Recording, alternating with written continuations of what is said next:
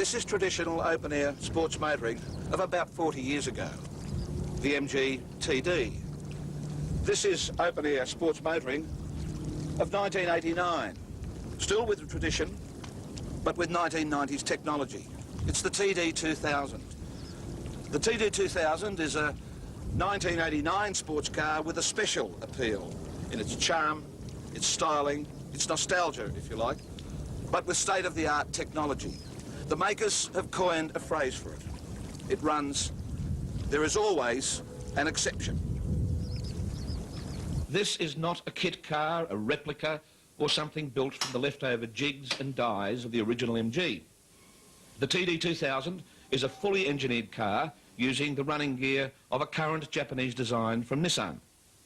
It has been designed using full CAD/CAM facilities, enabling three-dimensional testing and assessment of stresses, structures and elements. Particularly, CAD/CAM was used to examine the problems of chassis and body flexing and twisting. Australia has arguably the toughest design rules of any country in the world.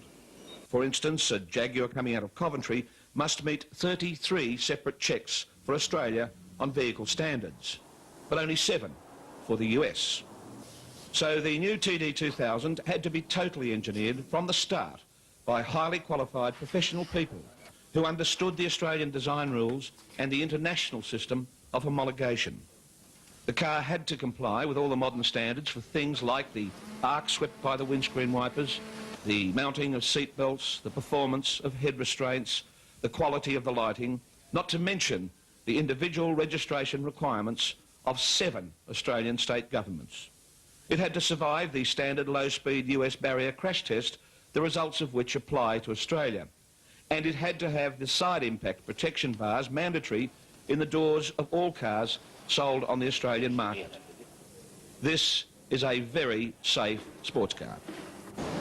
Over the 2 years it has taken to get this remarkable new sports car to its new owners, several prototypes or mules have covered nearly 100,000 miles of durability testing at the International Harvester Proving Grounds, southwest of Melbourne.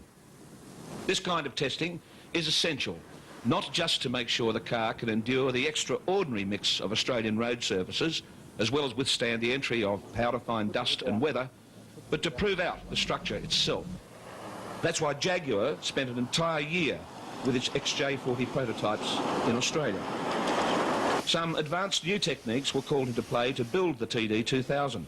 Laser cutting is used for some components on the basis that this is more cost-efficient for small production runs. The design and assembly of the burr walnut dash and the modern version of the 50s instruments did in fact use laser cutting in part, as well as some loving hand assembly. The result is simply beautiful. The same principle was applied to the hand-stitched leather trim. Australian classic cars from the beginning decided the TD2000 needed this kind of quality, so just as Jaguar hand selects its hides and has them handmade into trim, so the TD2000 with the renowned Australian Howe leather. However, while the complex work of sourcing technology and suppliers went on, there had to be research into what kind of person would buy this kind of car. What this has turned up is that the TD2000 holds almost as much appeal for women buyers as men. For both, the car had to have quality, performance, resale value, safety, and the best of today's ride and handling standards. Perhaps the most difficult task was sourcing the modern version of the original drilled wheels, so criticised by MGTC purists. Today, these are fitted with the latest Pirelli tyres. Most importantly, particularly for the Australian market, the car has been built tough. It uses a modern, powerful and reliable 2-litre fuel-injected engine from Nissan, together with the excellent 5-speed manual transmission and all-wheel disc brakes.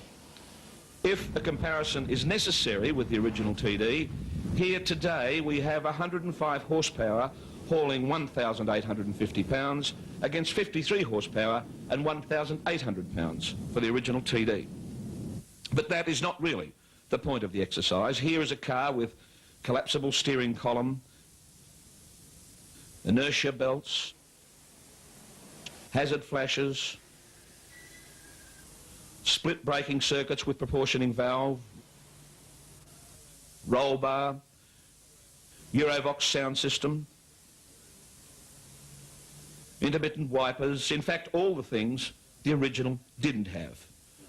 Over 200 separate engineering drawings were needed for the manufacturing process.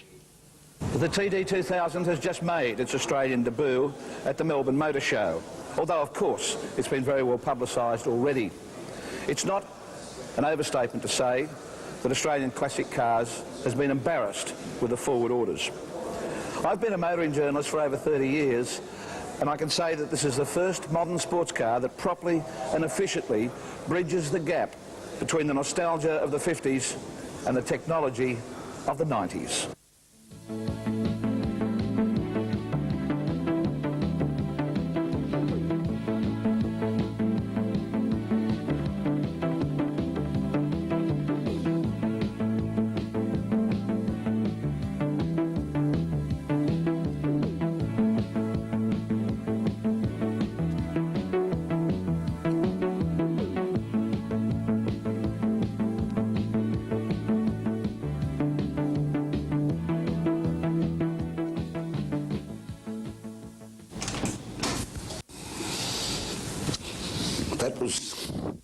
That was 10 years ago, 10 years.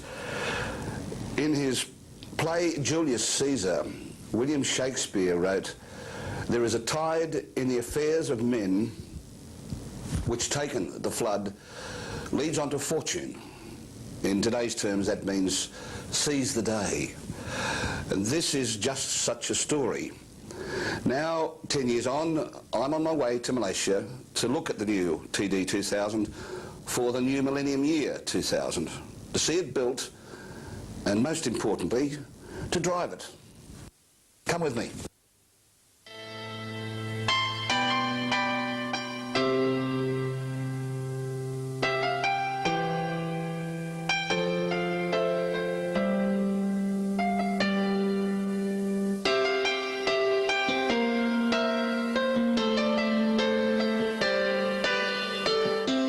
A short history lesson is in order here. The original TD2000 was a classic in more ways than one. It was a modern iteration of a classic, and also a classic example of the Australian spirit of lateral thinking.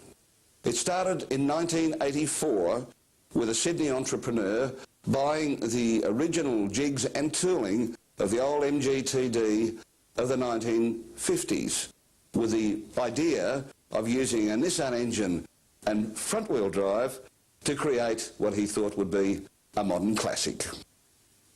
The venture was soon bought by a publicly listed corporation called Westmex, which spent almost $20 million engineering the chassis for rear drive and Australian design rules, and doing thousands of kilometres of durability testing. The prototype was called Sally, by the way, and creating the lovely glass fibre body and unique components like the stainless steel fuel tank.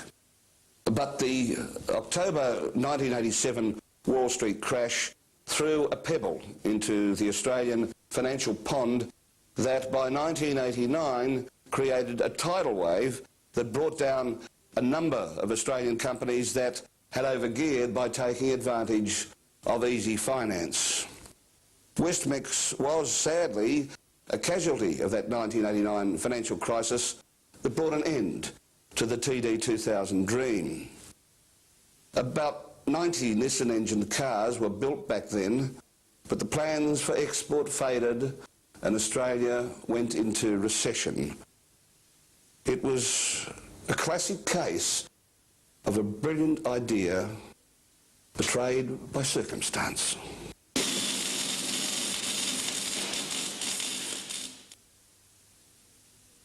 It appeared to be the end of the dream.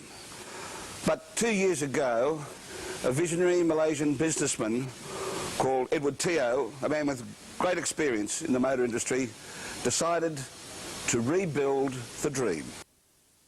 He was actually playing golf in Kuala Lumpur with Australian Trade Commissioner Ken Hewitt when he asked him what happened to the TD2000. Hewitt rounded up the current information, and Edward Teo started assembling a consortium made up of 70% Malaysian and 30% Australian partners to acquire the entire project and move it to this factory in Malaysia.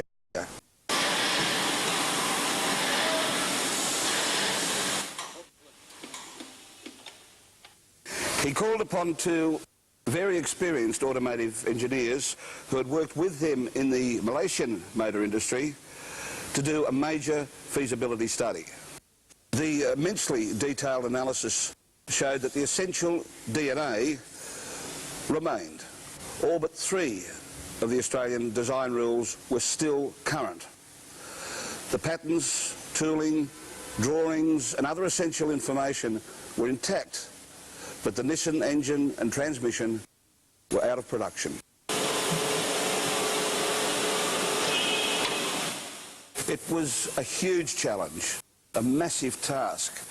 TD Cars Malaysia had to resource so many major components. Teo himself searched the world for a suitable drivetrain.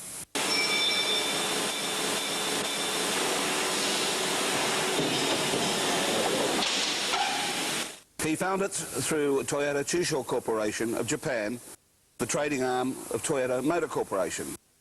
It was the 2-litre Toyota 3S FE 16-valve twin-cam engine, a state-of-the-art engine used in the Celica sports car and some other models. Now comes an even more remarkable chapter in this remarkable story. Toyota jealously and rightly guards its design and manufacturing technology because it values so highly its global reputation for innovation and product quality.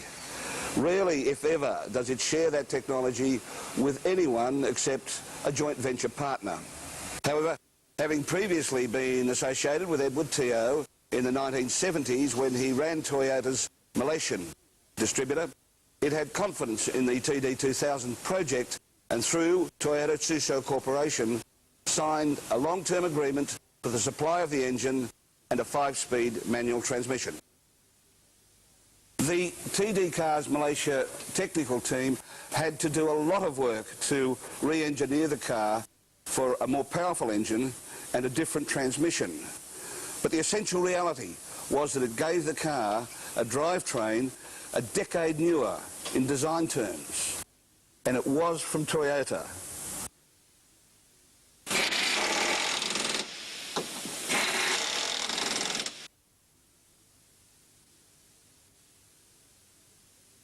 The new Millennium TD2000 with a new engine, 25% more powerful, had to be retested to meet the 1999 Australian design rules. It had to be retested for noise, emissions and brakes, and it passed with flying colours. ADR certification is particularly important because Australian design rules are virtually the same for all right-hand drive countries. The result is a truly international car for export. As the redesign evolved, so came a number of important changes and improvements over the original design. And this is a good example. The previous side curtain used quite heavy sliding glass panels as windows, which made it very difficult to store, among other things, and a bit awkward to use. This innovative idea simply uses lift the dots and some Velcro attachment, and it makes for a far better seal, both against dust intrusion and noise, and it's very easy to use. The rear axles are shortened Ford Falcon units from BTR in Australia. The wire wheels come from an Indian company which uses the original MG tooling. The lovely charcoal on cream instruments come from VDO Australia, which incidentally also supplies BMW in the USA. The paint is from the German company that supplies Mercedes-Benz, BMW and Ferrari. The leather trim is German, as is the excellent mohair hood. And the tyres are from, who else? Pirelli. Through a mature Malaysian components industry, there was already 45% local content, rising to 65% over 3 years. And there is a symbol of this. The previous car used the traditional octagon-shaped badge on the grille. This car has a round badge to show that it's built in Malaysia. Well, that's all very well, you say, but how does it drive? Come with me.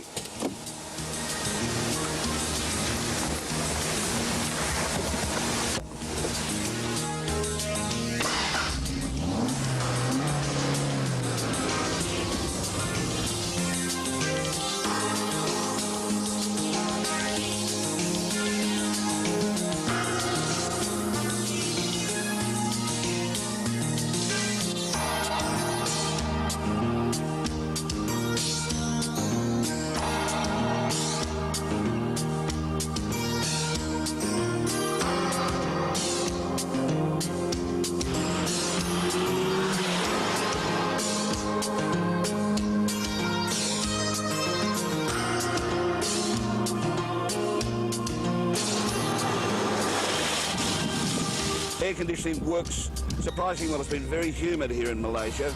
The temperature's been around about 33, 35, humidity probably high 70s.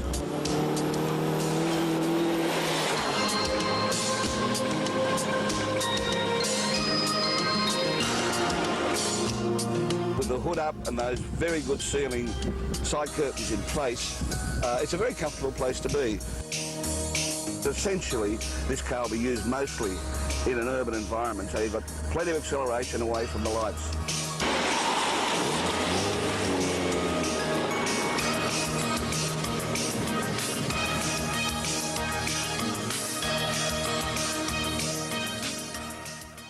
The new TD2000 seems exactly right for the new millennium. It is a car that recaptures the glamour and the innocence of a unique period in motoring, but without the negatives like mechanical brakes and wooden body frames and skinny tyres and appalling crash protection. It is a car for people who take pride in declaring that they cherish the past but value today's technology. In a world of automotive cliches, it is a car for people who understand. To me, as someone who watched the TD2000 from its troubled birth through its difficult adolescence, the linkage from the original concept of this car to its fulfilment here in Malaysia is irresistibly romantic. And in today's hard, intelligent, technology-driven world, more than ever, we need a car that expresses the romance of sports cars as they once were. I can give this car no higher praise.